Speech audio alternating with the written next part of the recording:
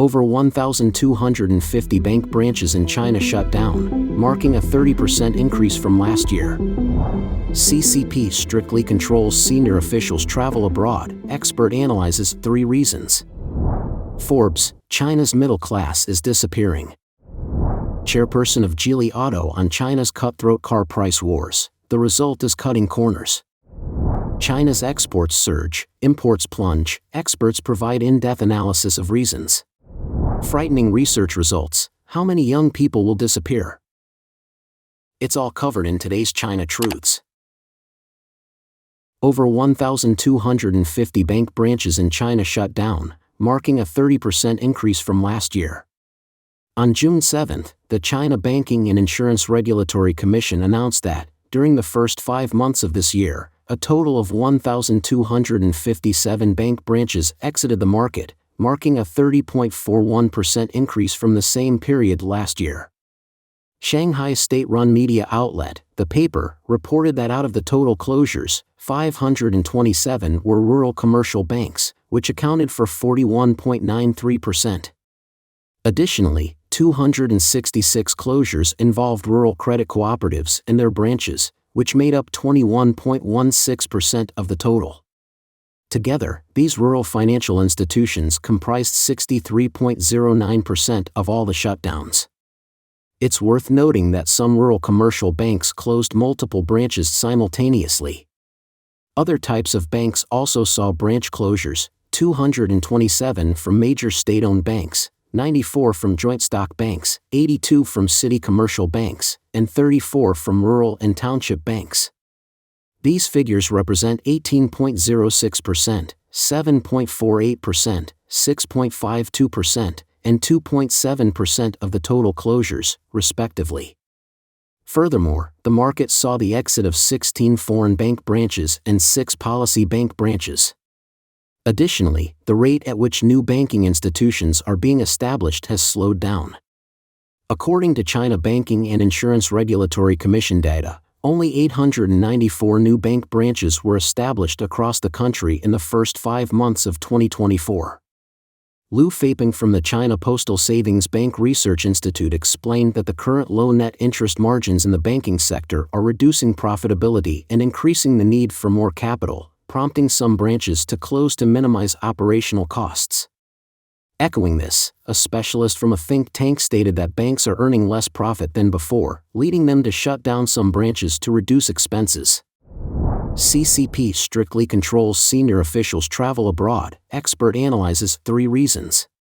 On June 6, the South China Morning Post reported that the Chinese Communist Party has been tightening travel restrictions for public officials and now also targets high-ranking individuals in state-owned enterprises, banks, universities, and hospitals.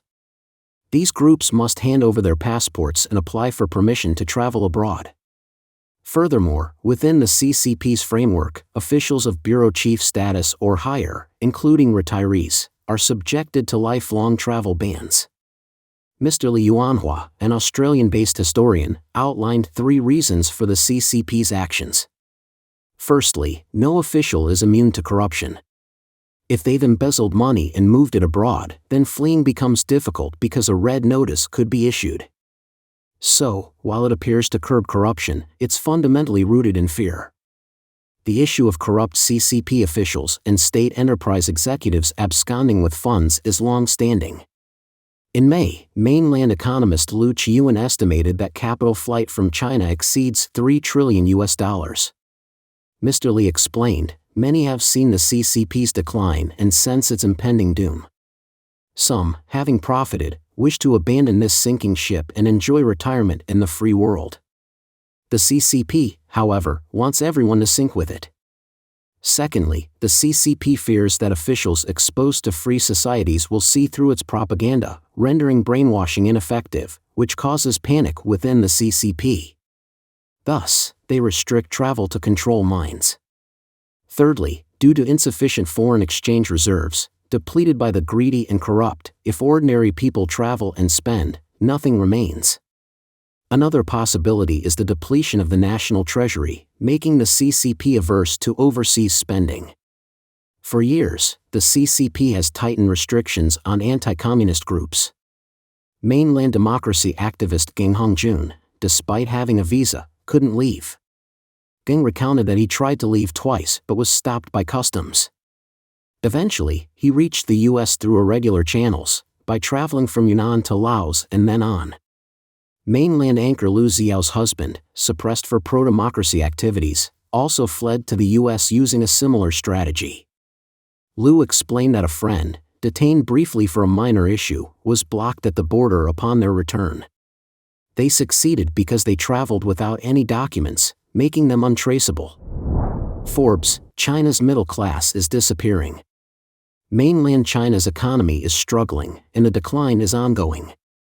On June 7, Forbes published an article titled "China's Middle Class is Disappearing" by senior writer Milton Ezrati, who noted that China once boasted a confident and optimistic middle class.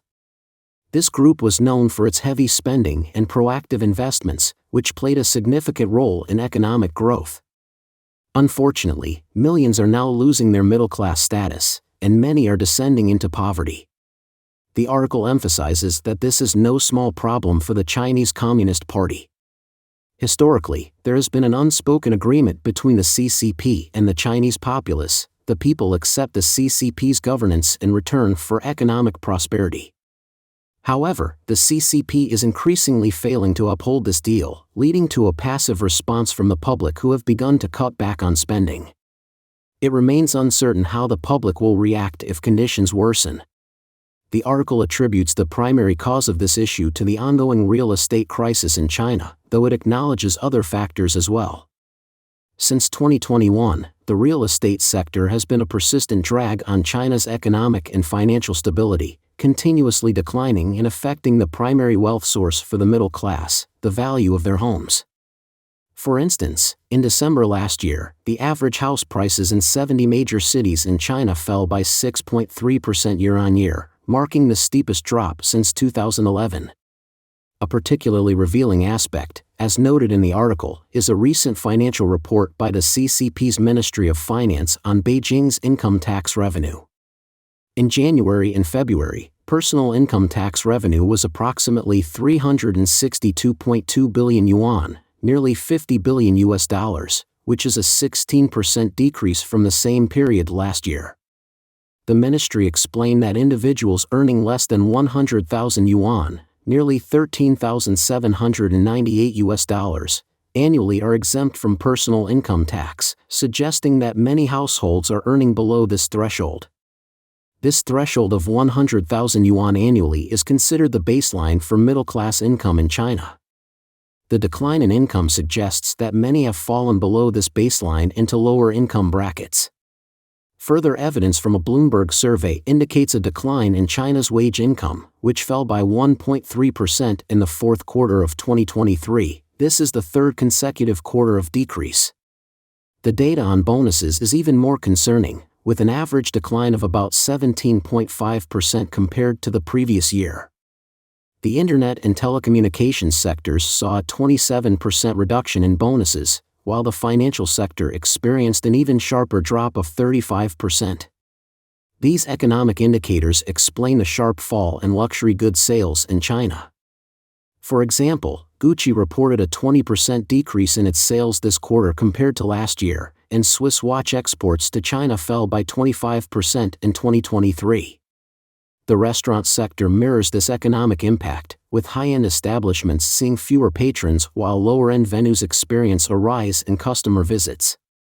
The severe backlog and decreasing prices of second-hand pianos in China, once a status symbol for the middle class, indicate a cutback in expenditures such as piano lessons for children. In conclusion, the economic outlook for China presents a grim picture for the middle class, who are now focusing on staying home, curtailing expenses, and saving diligently.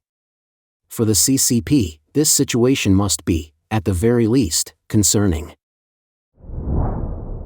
Chairperson of Geely Auto on China's cutthroat car price wars. The result is cutting corners. China's auto industry faces the most intense internal competition in the world, with price wars reaching unparalleled levels. This is a comment from Geely Automobile's chairman Li Shufu. According to a report from China Business Network, on June 7, Li spoke at the 2024 China Automotive Chongqing Forum and pointed out that such intense competition could be advantageous if supported by a robust legal system, strict enforcement, and transparent, fair market operations. Otherwise, it would have negative effects. Li also stressed that healthy industry growth should be measured by a beneficial input-output economic ratio. He argued that relentless competition and simplistic price slashing lead to compromised quality, fraudulent activities, and chaotic competition that often flouts regulations. The China Passenger Car Association, CPCA, has observed that after experiencing intense price wars last year, described as the strongest ever, the national passenger car market is set to continue facing tough price competition this year. CPCA's Secretary General Cui Dongshu revealed that the extent of price cuts from January to May 2024 has already exceeded 90% of the entire previous year and surpassed the reductions in 2022. These price wars are particularly affecting the new energy vehicle segment, including electric cars.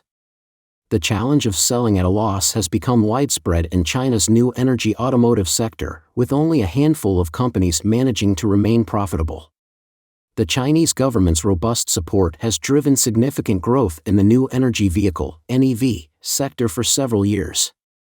Last year, reports from domestic media indicated that NEV companies were engaged in a harsh elimination race, with many expected to fail soon. Only a handful of firms with substantial market shares are predicted to survive, leading some to sell cars at a loss to capture market share and eliminate rivals. Nikkei reported significant overcapacity issues in China's electric vehicle production.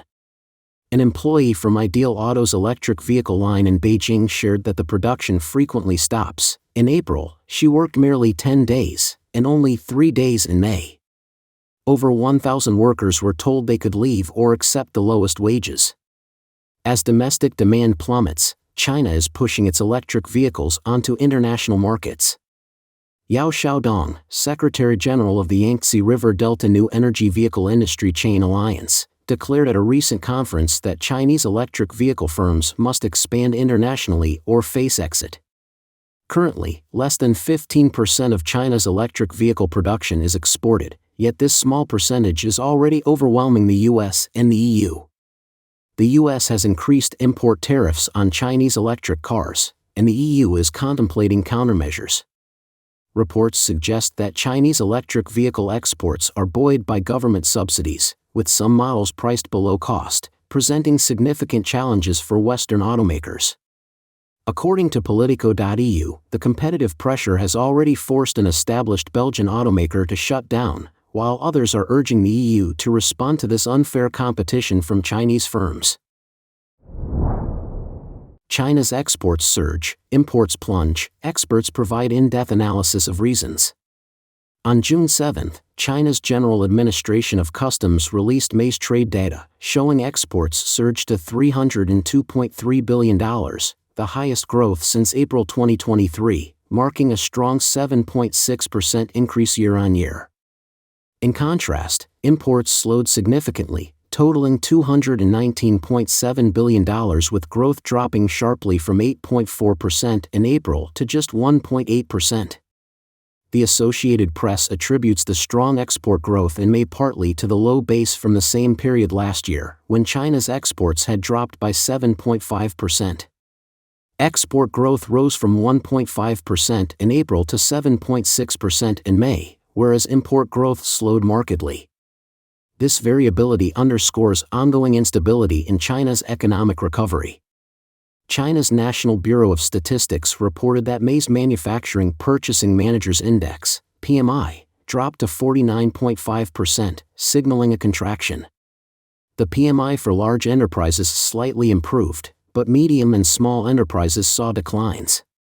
Professor Xie Tian from the Aiken School of Business at the University of South Carolina explained to The Sound of Hope that the low PMI suggests weak domestic economic momentum.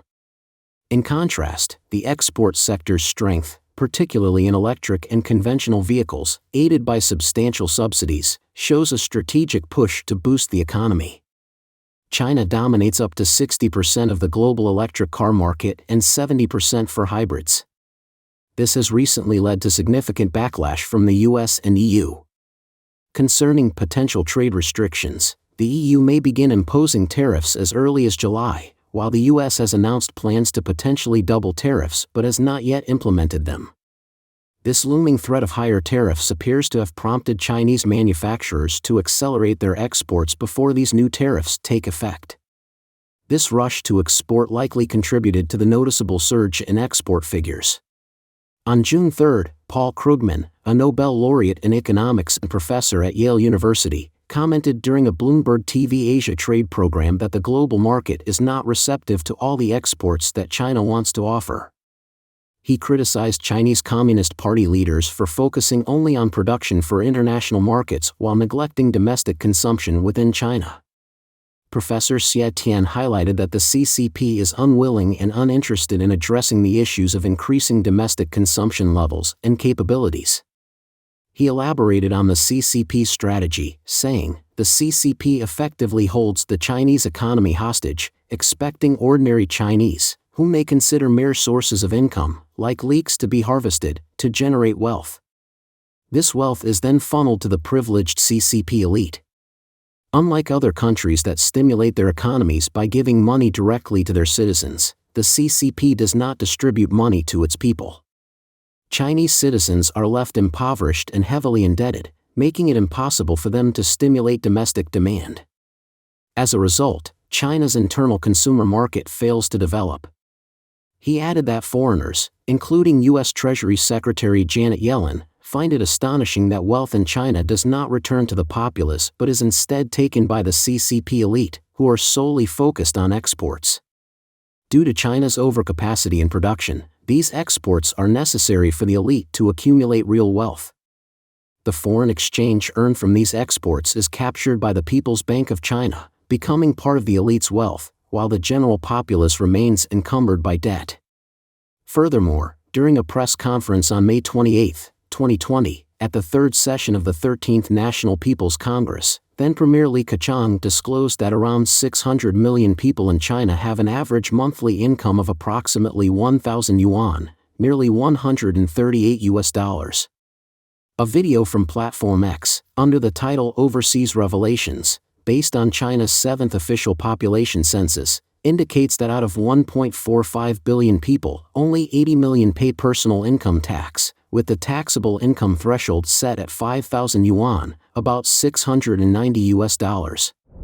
Frightening research results: how many young people will disappear? On June 3, 2024, BioValley, a leading biopharmaceutical website in mainland China, featured an article titled Science Advances. Army Medical University team discovers transplanting young bone marrow can restore immune system vitality and reduce Alzheimer's disease-like pathological changes. Science Advances, launched in early 2015 and published by the American Association for the Advancement of Science, AAAS, is a prominent scientific journal covering all scientific disciplines. This article highlights a discovery by the neurology research team at Daping Hospital of the Chinese Communist Army Medical University. They found that by transplanting hematopoietic stem cells from young mice into older mice modeled with Alzheimer's disease, the older mice showed reduced Alzheimer-like pathology and behavioral disorders. This suggests that rejuvenating the immune system via bone marrow transplantation could potentially be a new treatment method for Alzheimer's disease. This research result has alarmed many, leading one internet user to comment, "Bad news, young people now have another reason for brain death."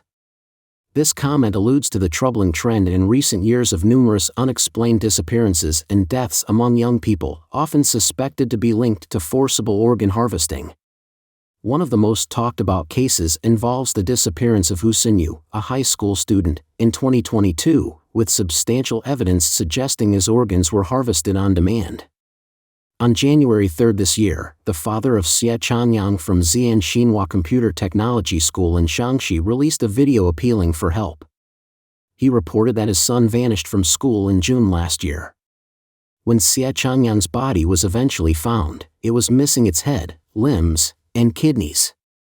The local police forced his father to sign a declaration stating homicide was not a factor and declined to investigate further.